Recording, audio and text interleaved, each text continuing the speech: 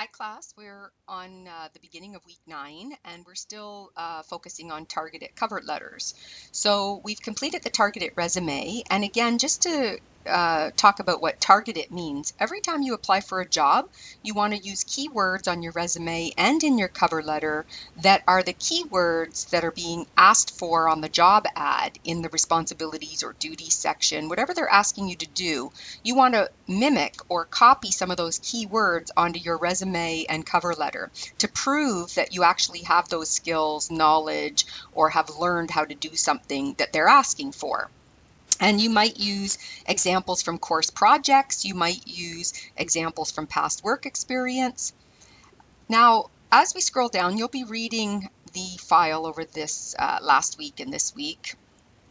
And it talks about what should be included on a cover letter, and a cover letter should be formatted in the style of a letter. And we give you that example right here, what a letter actually looks like, what the spacing is, that you have a colon after the salutation, and you have a comma on sincerely on the close. Again, be careful with the words you use. There's only certain words that are professional in business. Yours truly or sincerely are good closing words to use in business professional. I wouldn't use other words. I've seen a lot of strange sort of things on the letter, and it might not be deemed professional. Here, we're giving you some information on how to do the introduction, the body, and the closing of the letter. So your writing skills come into play here. Now, in the lesson, we talk about what not to include on your resume. And there's a website here that from Forbes called 6 Golden Rules for Writing a Cover Letter. And it says, don't repeat your resume. You're not just repeating what's on the resume, you're giving them a little more detail. Keep it short, your cover letter. If you don't know whom to address the letter to, now it says do not use to whom it may concern. I have used that in the past. Some trending thoughts are not to use that. You can say dear sir or madam.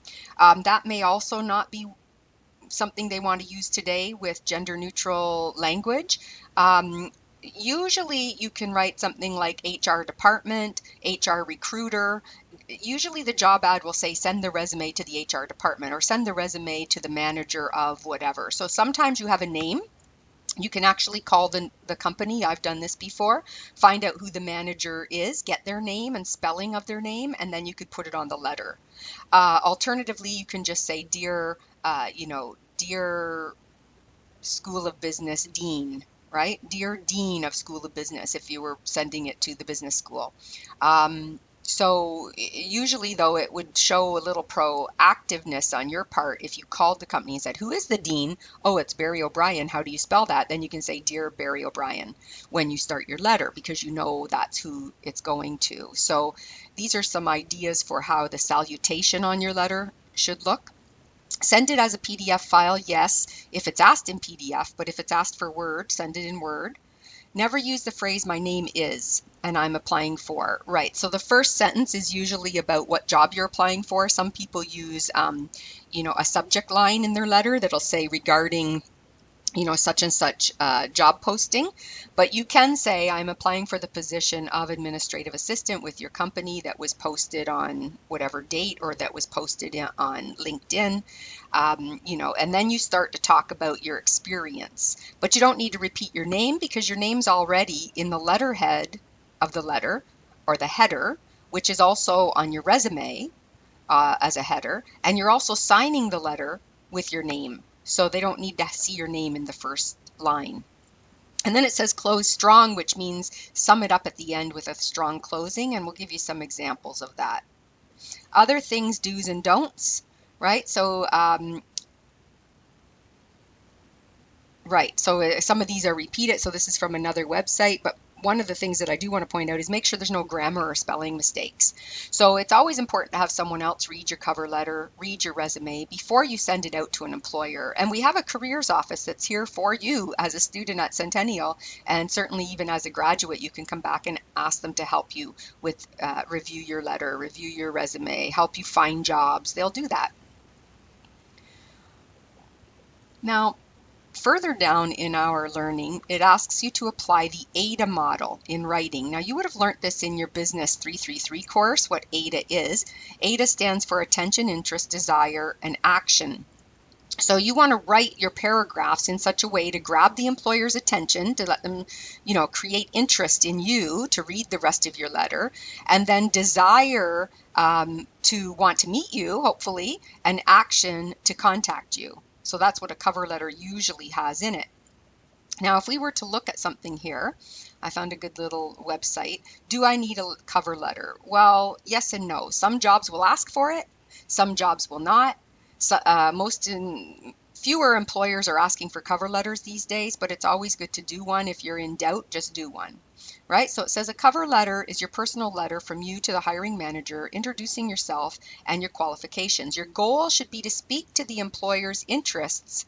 That means whatever they've listed on the job ad, whatever they're looking for. Show enthusiasm for the company and the position. Keep in mind that a cover letter is a type of business letter, right? So your cover letter should look like a letter, the style that you use.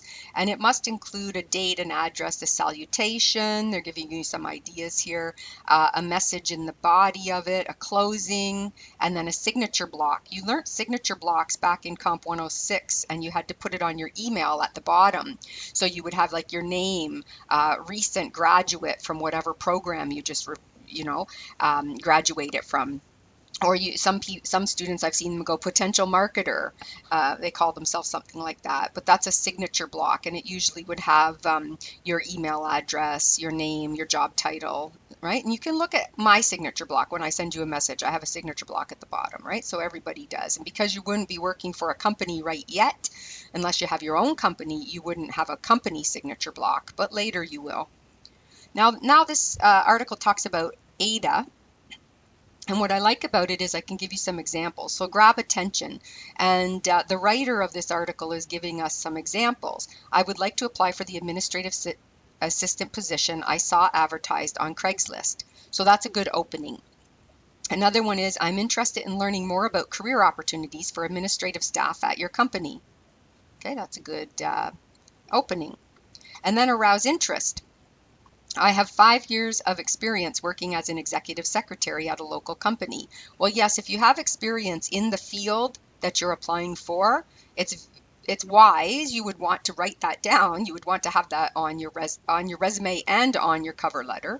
Another line might be, I have recently graduated from a local community college. Well, excuse me, you can say I have recently graduated from Centennial College with a diploma in business or business administration, leadership and management. And then you might have another follow-up sentence after that says something like, some of the key skills or some of the relevant skills I've learned throughout this program that would benefit your company if I were to be hired in this position are, and then you could list customer-centric strategies such as using, relationship management tools such as Salesforce. So that should be on your resume. Salesforce should be on your resume if you learned that. And Hootsuite could be on your resume. These are key technology skills, but you want to emphasize if you're applying for a customer service job that you have these customer service concepts that you've learned, that you've done projects on this, and that's where you expand upon them is in a cover letter. Create desire. So here's some examples of creating desire. So the employer has interest in you. I know how to create documents, spreadsheets, and presentations using the latest Microsoft Office software. And you can put in the version if you want. It doesn't really matter. Most of the versions are similar. I started off a long time ago. We had older versions of Microsoft Office, and you went 2010, 2013, 2016, and now we're moving into 2019. They don't change that much, but newer versions have newer options on the menus and tasks you can do. Here's another example. I have excellent people skills and am able to communicate clearly and get along well with my coworkers, colleagues, supervisors, and clients. Well, that's great. You can say that, especially if you have work experience. And if you don't, you can say and get along well with my professors, colleagues, team members, something like that. So you're focusing on what you've done at school because some of you don't have work experience as well. I manage calendars, book travel, and schedule facilities and equipment, if you do that or have done that. I have served as a lead for managing a number of small projects. Well, maybe you were a lead on several school projects. Were you a lead on the team? Did you motivate your team members to complete? Did you help people finish up their tasks when they didn't know what to do? So these are things that you can put on a resume. Again, choosing the right wording is important, but when you make your first draft, you can get the concepts onto the letter, and then I would sit with someone and sort of review it and say, how can I word this better? When I do my own types of these things, cover letters or resumes, which I still do sometimes for special events I want to maybe be a guest speaker at, I might have to apply. And when I apply, I first draft my letter, and then I go on the internet and look for sample letters that might be similar. I look at the wording other people are using. I might borrow a word or two, or I say, geez, that's a great way to put that sentence together. I want to use that too. But it has to be relevant to you, your past history, your past education, and also relevant to the job you're applying for. Otherwise, it wouldn't be on the resume or on the cover letter. So here was one of the job ads we used for our last assignment, and this was the one, customer service rep, work from home. Some of the primary responsibilities, it says customize services for customers based on individual needs. Well, if you've never done that in a work environment, you might talk about your customer-centric strategy course and how you learned about customer relationships, customer loyalty, customer satisfaction, and how providing a high level of customer satisfaction through customizing services based on customer needs, produces better or produces long-time loyalty, in that customer for the company. So just a sentence like that would tell this company that you understand that. And you might even say, in our customer-centric strategy course, I learned about customizing services for customers based on individual needs in order to maintain customer loyalty over customer lifetime. Something like that. You want to use some of those keywords that you learned in the course, all right? And you also want to speak to the needs of the employer because this is what they're asking for. So you have to come up with creative sentences on your cover letter and creative bullet points on your resume. So here it says transform escalated customer inquiries into positive interactions. So this is really saying when you have customer complaints, how are you making those positive interactions? And again, you learned some of that in several of your courses, right? How to communicate in a positive tone in your communications course. You also learned in customer-centric strategy how to do this. So these points here, you might be able to cover with some of the skills you learned in your customer-centric strategy course, but you need to pull some keywords from that course that are also mapped to this job ad, like positive interactions with customers. Speak clearly and concisely in all communications, ensuring resolution of every issue. You can talk about problem solving. Maybe you had a problem in a team that work assignment at school, and how did you resolve it? You might write a short paragraph about that.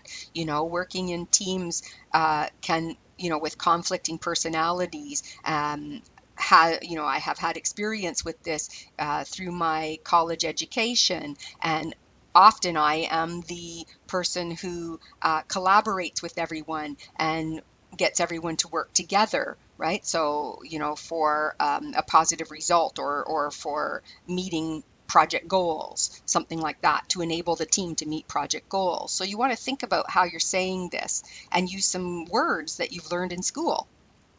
Develop strong rapport with each caller. Well, that's a call center experience. So I don't know if you've done that, but you have taken call center training in your customer-centric strategy course. That's why this course is so important, because many jobs will ask for skills about dealing with customers.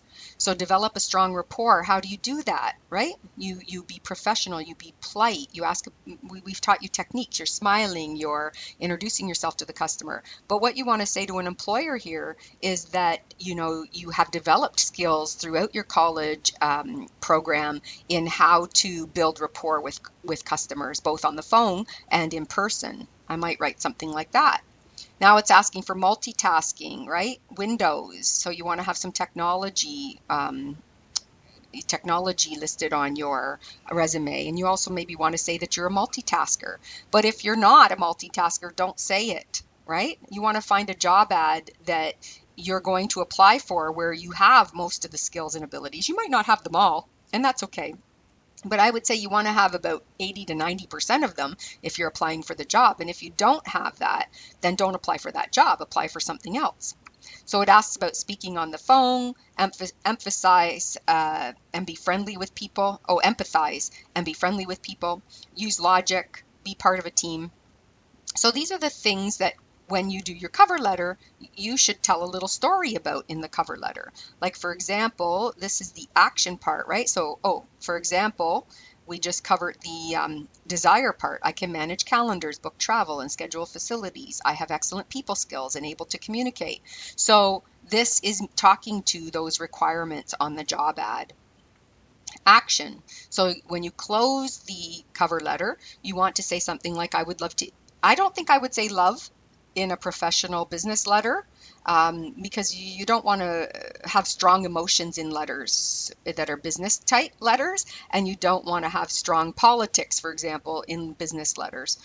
So you might say, I would like to interview, or I'm looking forward to interview for your administrative assistant position. You can reach me anytime at this number, or I look forward to hearing from you in the near future at this number. I look forward to hearing from you. You can reach me at this number. There's lots of ways to write the final sentence, and you can look at samples online and see how other people are closing their letters. You might find one that you like. Another example, I would like to interview for your receptionist position. I hope you won't mind if I call in a few days to see that you've received my resume and to schedule an interview. I don't think I would say I hope you won't mind. I just think I would say I will follow up with you in a few days to ensure that you've received my resume and to schedule an interview. Very often after you send a resume, you follow up with the HR department maybe a week later and say, I sent my resume in. I'm just wondering where we are in the progress of this job, right? And they'll either say, oh, we've already selected those that we're interviewing, or they'll say, oh no, we've received your resume and we will get in touch with you if we would like to see you for an interview.